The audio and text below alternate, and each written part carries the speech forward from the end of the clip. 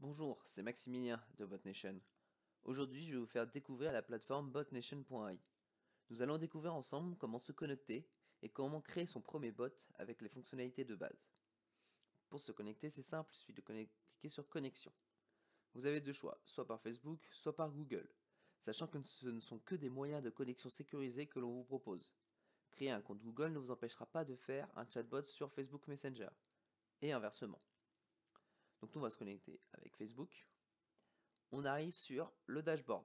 Le dashboard, c'est le menu principal. Vous avez donc vos bots ici, vos bots partagés et les modèles. Les modèles, ce sont des petits bots que l'on met à votre disposition afin que vous puissiez comprendre plus amplement le fonctionnement de la plateforme. Nous, ce qui nous intéresse, c'est créer un bot. Donc, pour ce faire, on clique sur le bouton Créer un bot et on vous propose de le nommer. Ce nom sera à titre indicatif étant donné que l'utilisateur final ne verra pas le nom de ce bot. Nous, on va l'appeler bot test 1. Créer. Nous voilà donc sur l'interface de création de chatbot.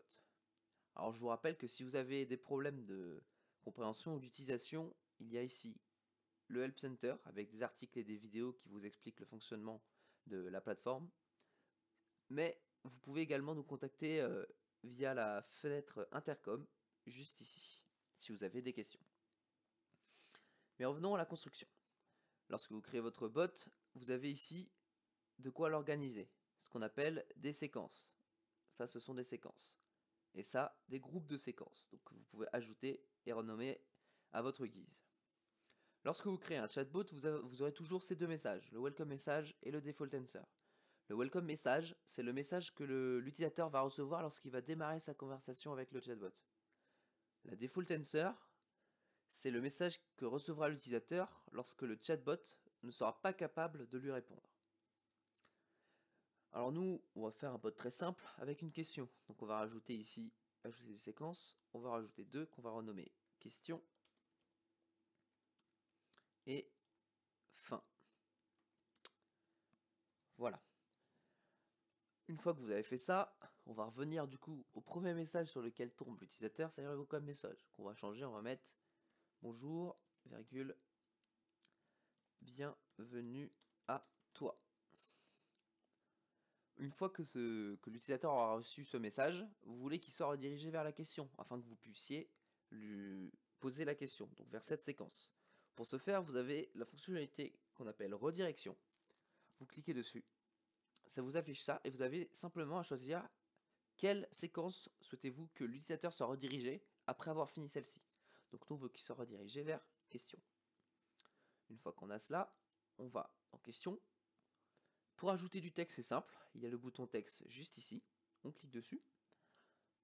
On va lui mettre j'ai une petite question pour toi. Quelle est ta couleur préférée? Maintenant, pour répondre à cette question, l'utilisateur il a deux choix. Soit avec les boutons, soit avec les réponses rapides. Les boutons, ce sont comme là on indique des boutons vers une action. Donc c'est-à-dire vers l'ouverture d'une page web, d'un site web, ou une redirection vers une séquence bien particulière, etc. Il y a également donc les réponses rapides.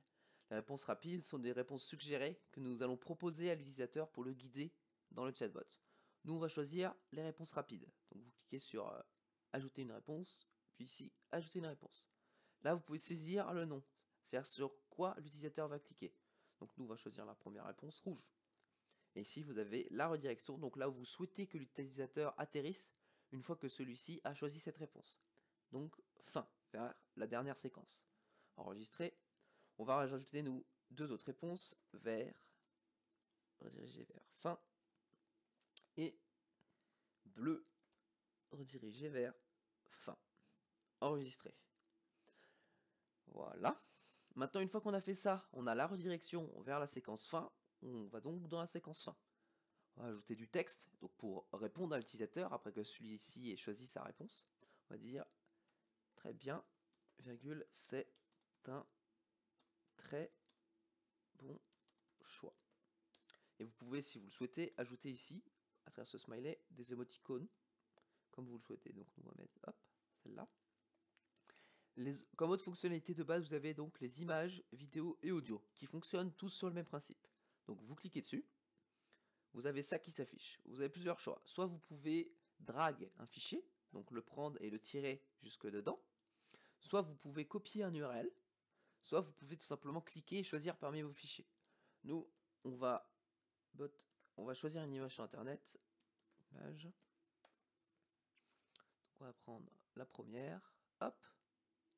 Et là, on peut faire donc copier l'adresse de l'image. Et ici, coller l'adresse de l'image. Appuyez sur OK. Et là, voilà, vous avez votre image qui est dans votre chatbot. Donc maintenant que vous avez fini toutes vos séquences, vous souhaitez tester le bot afin de voir comment il rend dans Facebook. Pour ce faire, vous appuyez sur Send to Messenger, puis sur Tester mon bot. Vous allez donc être redirigé vers la preview. Voilà.